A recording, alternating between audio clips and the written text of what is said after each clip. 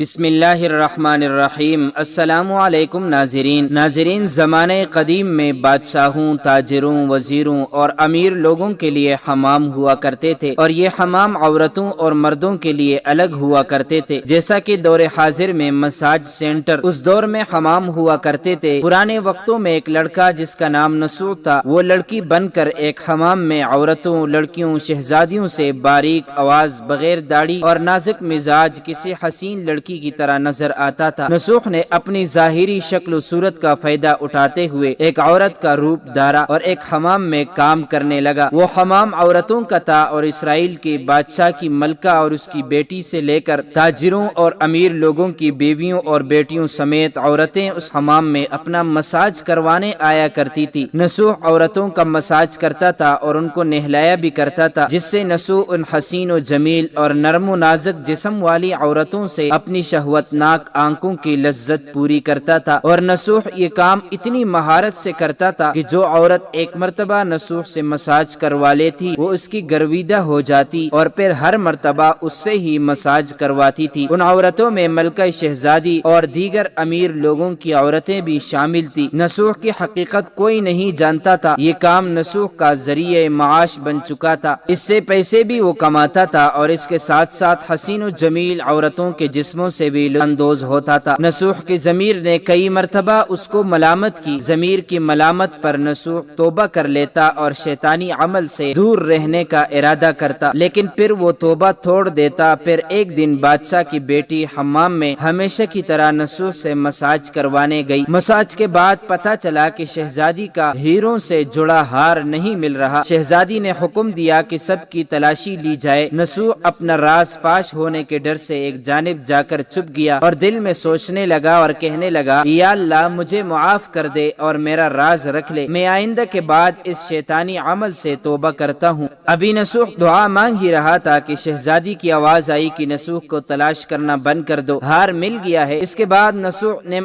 آنکھوں کے ساتھ شہزادی کے پاس آیا اور اجازت طلب کر کے گھر چلا گیا۔ گھر جانے کے بعد اس نے خوب آہ و بکا کی، چونکہ وہ قدرت کا کرشمہ دیکھ چکا تھا اور اس نے اب سچی توبہ کر لی تھی۔ اس نے حمام جانا بھی بند کر دیا تھا۔ اس کی وجہ سے کافی دن بعد شہزادی نے نسوح کی غیر موجودگی کی وجہ سے اسے پیغام بھیجا اور حمام میں آ کر مساج کرنے کا کہا، لیکن نسوح نے اس بہانے سے ٹال دیا کہ اس کے ہاتھوں میں درد ہے، جس کی وجہ سے وہ مساج نہیں کر سکتا۔ کچھ دن کے بعد شہزادی کا پیغام آیا، لیکن نسوح نے پھر سے وہی بہانہ لگا دیا اور بات کو ٹال دیا۔ نسوح نے سوچا کہ اب اس شہر میں رہنا مشکل ہو رہا ہے، کیونکہ شہر کی تمام عورتیں نسوح سے مساج کروانے کی عادی ہو چکی تھی اور اس کی مہارت کی گرویدہ تھی۔ چنانچہ نسوح اس شہر سے کہیں دور چلا گیا اور وہاں ڈیرا لگا کر یاد الہی میں مشغول ہو گیا۔ ایک دن اس نے اپنے پاس ایک بھینس کو دیکھا جو کہ گھاس کھا رہی تھی۔ اس نے سوچا کہ شاید یہ کسی چرواہے کی بھینس یہاں آ گئی ہے، جب تک اس کا مالک نہیں آ جاتا میں اس کی دیکھ بھال کر لیتا ہوں، اور جب وہ واپس آئے گا میں اسے واپس کر دوں گا۔ یہ سوچ کر اس نے بھینس کو ساتھ لیا اور چلا گیا۔ ایک دن قافلہ راستہ بھٹک کر نسوح کے پاس آیا۔ نسوح نے سب کو بھینس کا دودھ پلایا، سب نے پیٹ بھر کر دودھ لیا۔ نسوح نے شہر کا راستہ معلوم کیا اور شہر کے قریب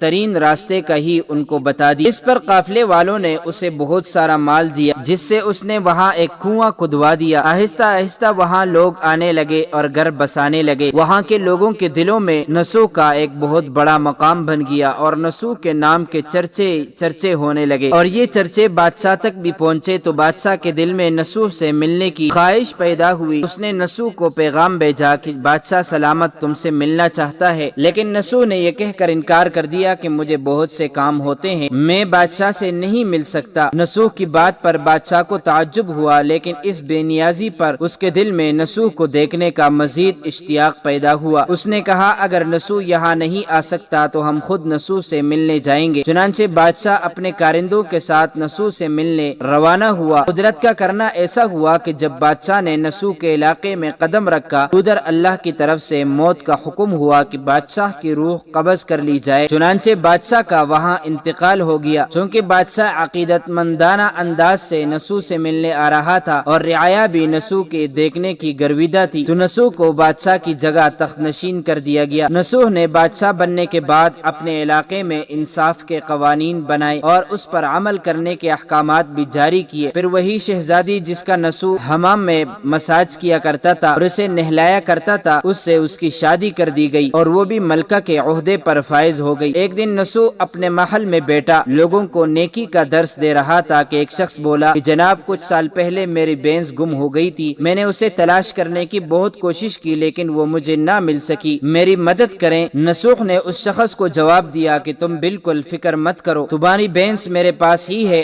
آج میں جو بھی ہوں تمہاری اس بینس کی وجہ سے ہی ہوں۔ اس پر نسوخ نے اپنے کارندوں کو حکم دیا کہ میری دولت سے آدھا حصہ اس بینس کے مالک کو دے دیا جائے اور اس سے اس کی بینس بھی لٹا دی جائے۔ اس پر وہ شخص حکم الہی سے کہنے لگا کہ جان لو کہ نہ تو میں انسان ہوں اور نہ ہی وہ بینس جانور ہے، ہم دونوں فرشتے ہیں اور اللہ کی طرف سے تمہارا امتحان لے رہے تھے، یہ سارا مال تمہیں مبارک ہو، یہ سب سچی توبہ کرنے پر تمہارے انعام کے طور پر تمہیں ادا کیا گیا ہے۔ اس کے بعد وہ دونوں فرشتے غائب ہو گئے۔ نسوخ مال کمانے کے لیے اللہ کا ناپسندیدہ کام کیا کرتا تھا، لیکن جب وہ کام اللہ کے خوف کی وجہ سے چھوڑا تو اللہ تعالیٰ نے اسے بادشاہت عطا کر دی۔ حرام طریقے سے لذت لینا چھوڑی تو اللہ تعالیٰ نے اس کے نکاح میں شہزادی دے دی۔ اللہ پاک ہمیں سچے دل سے توبہ کرنے کی توفیق عطا فرمائے اور مرتے دم تک اس توبہ پر قائم رہنے کی بھی توفیق عطا فرمائے، آمین۔ معزز ناظرین، امید کرتا ہوں آپ کو یہ ویڈیو اچھی لگی ہوگی۔ مزید معلومات کے لیے ہمارے چینل کو سبسکرائب کیجیے۔ اگر زندگی کے لمحات مزید باقی رہے تو آپ کے لیے ایک اور بہترین ویڈیو لے کر حاضر ہوں گا۔ تب تک کے لیے اللہ حافظ۔